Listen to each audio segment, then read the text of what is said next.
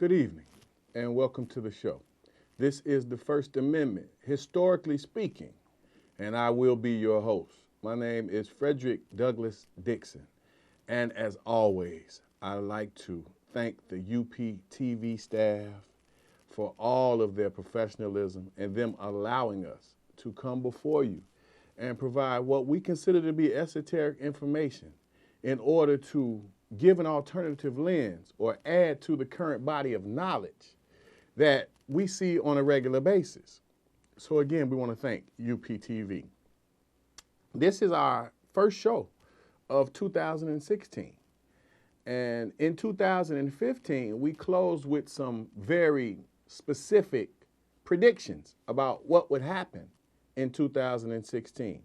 And as time would have it, we have now gone to the point where we need to understand what's going to happen in 2016. And to start 2016 off as a year of revolution would indeed be an understatement. So we're finding revolution meaning a challenge to the current system in some of the places that we don't normally look to for revolution. So it's more than apropos that we begin today with a quote from James Baldwin. And for those of you who are not familiar with James Baldwin, he was a poet extraordinaire and a very revolutionary poet with his thoughts and his words. And he says, let's begin by saying that we are now living through a very dangerous time. We would call that a classic statement. What we mean by a classic is that it's important today as it was when he wrote it. So it stands the test of time. It holds up over historical periods and still has very much so important value. So again, he says, let's start by saying that we are living through a very dangerous time. And he also says, we are in a revolutionary situation, no matter how unpopular the word has become in this country. These words were forwarded in 1963. And 1963 in itself was a very tumultuous year. The death of President John F. Kennedy, 4 little girls in the bombing in Birmingham. So just a couple of those particular instances, and those 4 young ladies' names were Collins, Wesley, Roberson, and McNair. Never forget those young ladies. And in 1963, the death of Medgar Evers. So in 1963, the times looked a lot like they do now. Revolution is amongst us, and it has never left. Now today, in 2016, we look at revolution, and we look at it through the lens of social media, which has become what TV had become in 1963. It's our main source, or one main source, of moving information, the transposition of information. And today I want to look at some current events, some things that have been brewing that have now festered and multiplied to the point where you see these coming to a head. So the overarching theme today is I want to look at revolution, but I want to look at it as we separate what we know to be black revolution in America and what we have seen in the last couple of weeks as white revolution in America. So the discontent is not limited to any particular socioeconomic group that is pulled apart by race or gender. This is a unifying cry for justice. And as we see in Oregon, we see the complete takeover of federal property. Now, if we are very serious, the one thing that we find European men and European nations continuously fighting over is land. Without land, there is no civilization. So this particular group has looked to land as being their destiny and their manifest destiny and their calling point to unify. Very interesting, but not unique. So these are learned behaviors that have been passed down since the Revolutionary War here in America. How the land produces society. One does not produce without the other. So when we look, there's a lesson to be learned here. Now I want to go straight to it. When we say Mr. Ammon Bundy, he's the so-called spokesperson for this occupation. And I want to be very clear. One thing we have to do is look at the power of the media, the power of labeling, and the power that goes on in between those as they intersect. There's a power of labeling when we talk about this particular group in Oregon. They have been labeled by the media and those who control the media as occupants. Now, when we talk about revolution and rebellion, and we tie that into blacks in America, you're talking about the word being used, terrorists, and those synonyms that apply. So from the very beginning, the way that you will look at this group will be totally different than the way you'll look at a group who will occupy and shut down North Michigan Avenue on Black Friday. So they were not considered to be anything other than rioters and troublemakers. How about this very small group in Oregon? What are they considered to be? They're considered to be heroes in some regards, and more than you know if you understand how this group is operating. Yes, there are militias in what they call God's country. You can find them all over Oregon, Idaho, Montana, and they are well equipped with ammunition.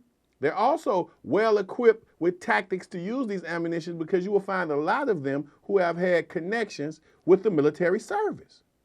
So they've been trained for a revolution, and they're using this power in regards to making immediate change that will forever benefit their future generations, which is the core of what revolutionary thoughts bring. It is the ultimate and fundamental guise under which people unify. But now let's compare that to black revolutionaries, black rebellions, and the power of labeling. Who holds the power of labeling? Well, one way to look at it in a theoretical framework, those who control the parameters will also control the outcomes. So those who are controlling the parameters of the language and the power of the language that we use when we separate these two groups from the very beginning have painted these two groups in different lights. One in a group, and the light will look to them as being rebellious and troublemakers, while the other group is looked to in Oregon as freedom fighters, as those who are taking control of their own thoughts and acting out upon them. Now they're receiving praise from some groups, more than you know. And the small group that disagrees with them, that looks just like them, we have to understand that's a very small group of white Americans who do not understand their actions, attitudes, and behaviors towards the government, because they are indeed in their own minds at the periphery of resources and society. And right now, they are willing to go as far as death for their future generations to occupy that land, and for the same group that they're fighting for, that family. Now, we have to be very careful, because these people are indeed family. So you will find the chief of police, the head of that particular FBI department, and those, we will find that they are forever linked through marriage, through relationships, and through business. So it'd be very hard at this point for the FBI to justify them going in and taking over and removing them by force, because they'd have to deal with their own families. They'd have to deal with the relationships that have grown from these groups attending functions, attending church, and moving forward to put in concert what it is that they think is important. So from the very beginning, these people hold unique positions in their own families. So for them to get along, they have to be able to be on one accord. And we're watching that right now. And there's a term that I found as I researched this, said, when the armed strangers arrived over the last weekend in the wildlife reserve, meaning that land is reserved by the government, in the remote desert of outback southeast Oregon, their leaders said that they were prepared to stay and fight and die if it takes years. That is what we call a commitment. So when you're committed to die for future generations' success, then they're praised. But as we look over the years, from Reconstruction to Jim Crow, to the Civil Rights Movement, to the Black Power Movement, we find themes that hold more similarities than they do differences. We find that the things that this group in Oregon is willing to die for are the exact same things that any person who's tied into their connection to humanity and responsibility would be willing to give their life for future generations' success as well. But now, how is it looked upon, and how will this be written and documented for historical purposes? They will forever go down as heroes of their particular thoughts and the way that they went about. They will be looked to as a group that did the right thing at the right time and were willing to sacrifice. Of course, they are willing to die. And they're willing to shed blood. Because if you're willing to die, then there's another side of that coin that says you're willing to kill. And they are, without question, letting it be known that if there is a struggle, they're willing to die. So on the other side of that thought, they have to be willing to kill. And they are trained. These aren't the young men that we find in the inner cities who happen to get their hands on some 9mm or a few AKs. You'd be surprised to no end if you saw the arsenal that this group has forever continued to acquire for the day of what they think is Armageddon. And if they're willing to go against the government, imagine what they're willing to do to blacks.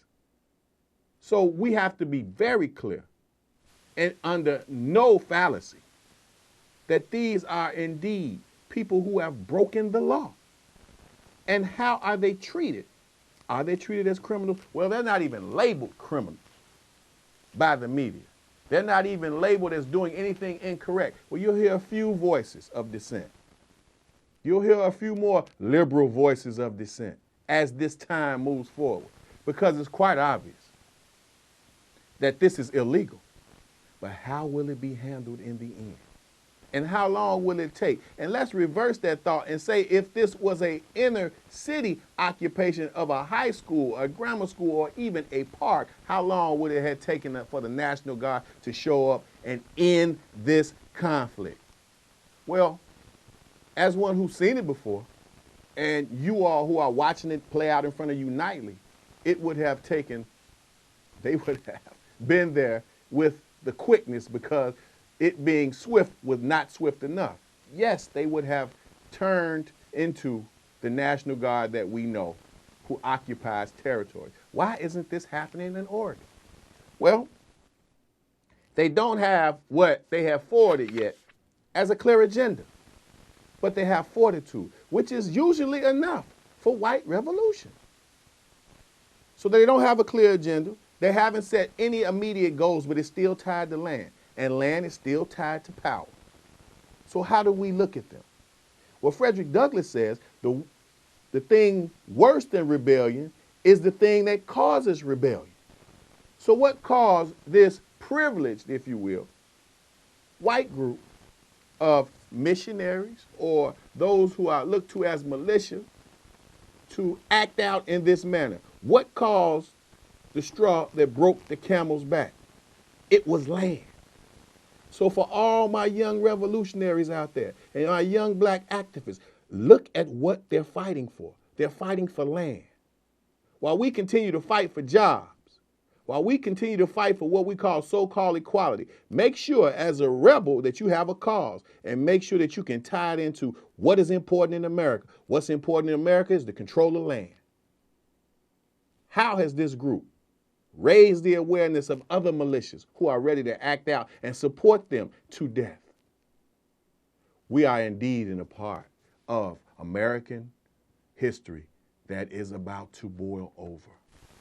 We are about to see revolution from blacks. We're seeing revolution from whites. What is the common thread? That the government itself has to be changed. Well, There's no way we can fix this system. So revolution means we're going to change the system. Will this change the system? I guarantee some of these things that they are seeking, they will actually get.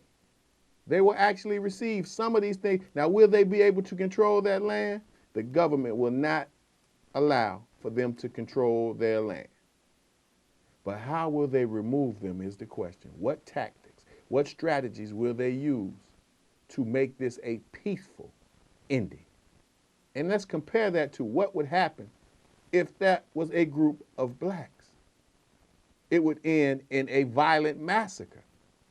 So how do we pay attention to what's going on in Oregon if we can't compare it and contrast it to something that's meaningful, something that's practical, and something that leaves us in a position to have more knowledge about how to deal with our open enemy? So if they were not fighting for this land, this is the same group that would be fighting against affirmative action. This is the same group that would be willing to use nooses as symbolic reminders of where they think blacks should fall on the societal totem pole. Make no mistake about it.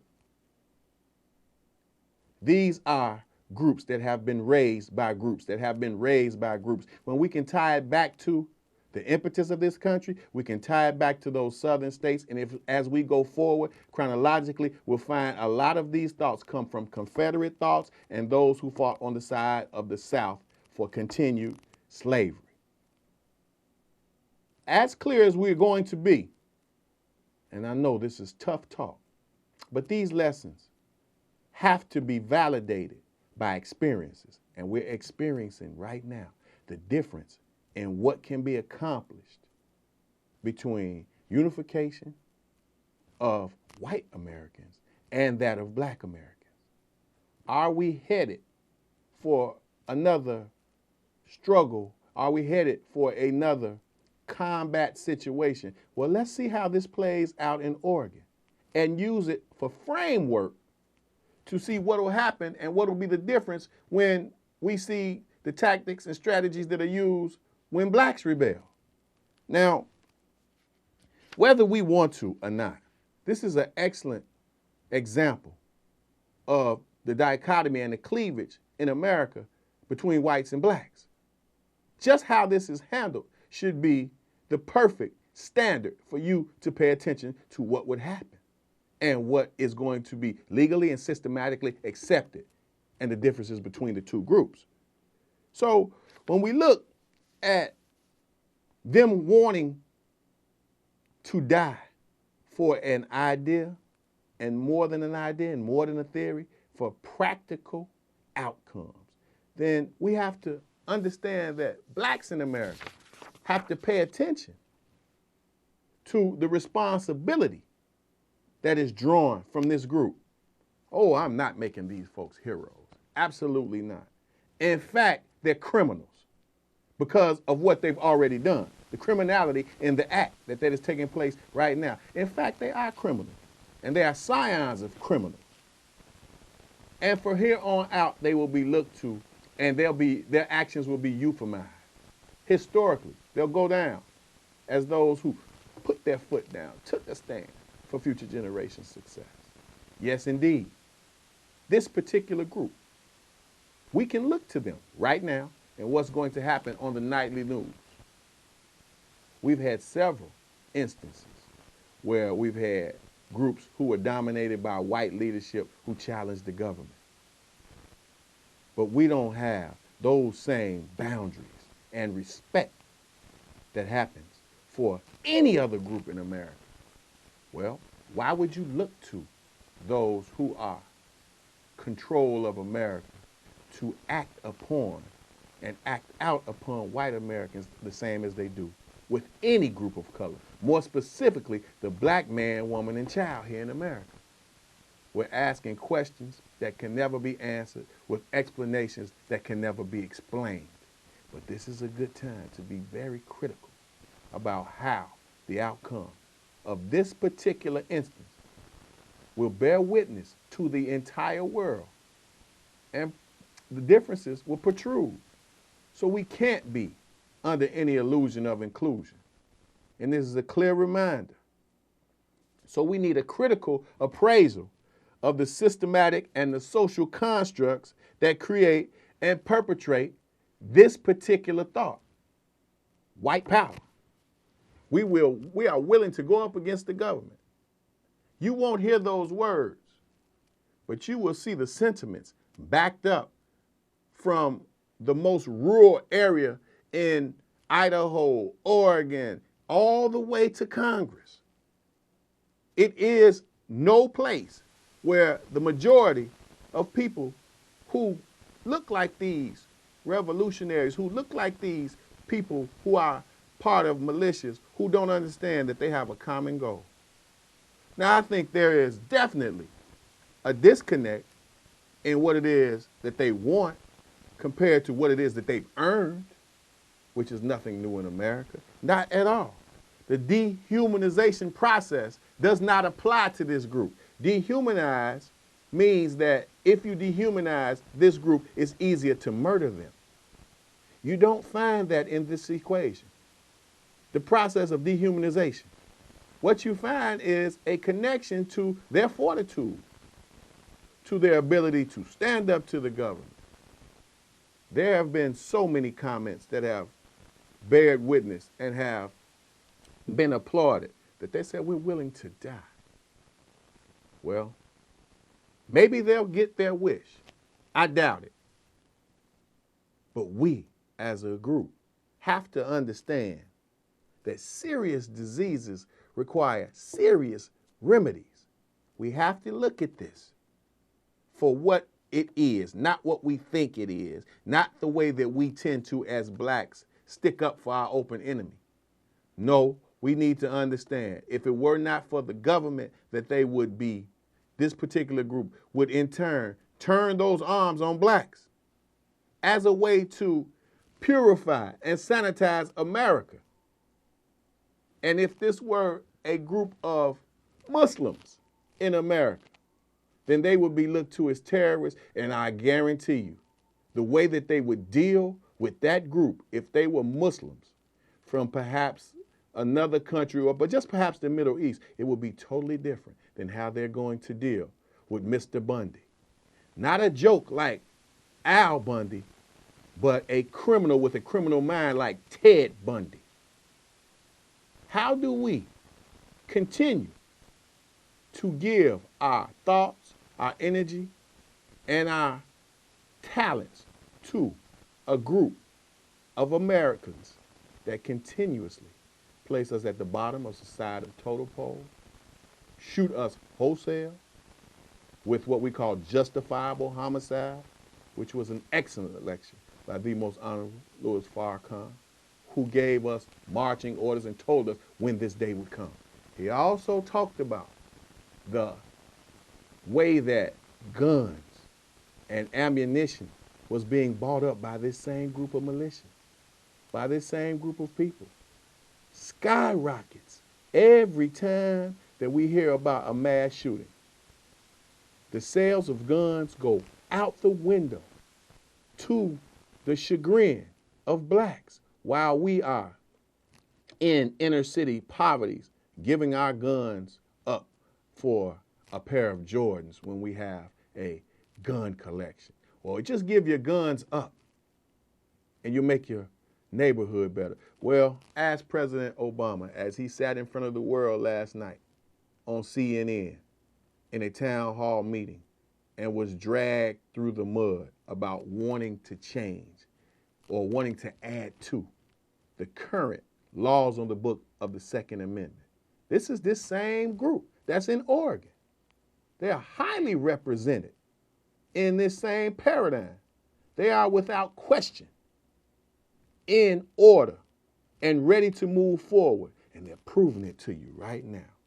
So if we understand that the failure of American government continues to multiply and fester towards the humanity of the black man, woman, and child, we know that this will be a watershed moment that we won't be able to get around. And because of the media, and because of social media, and because of what we will see, watch the differences in how this is handled. I'm not sure if we'll ever have a better example, a more contemporary example that would be better than to look directly to it. Now, they're not complaining about poor housing. They're not complaining about poor education. Now, let me explain to you, these are not intellects. So you don't have to be an intellect to be a warrior. These people do not control the stock market. They do not control foreign trade. But what they're saying is we're going to control this area where we've been for hundreds of years. That is indeed stolen land. And the government has this land as a preserve, which is already, as we know, stolen land.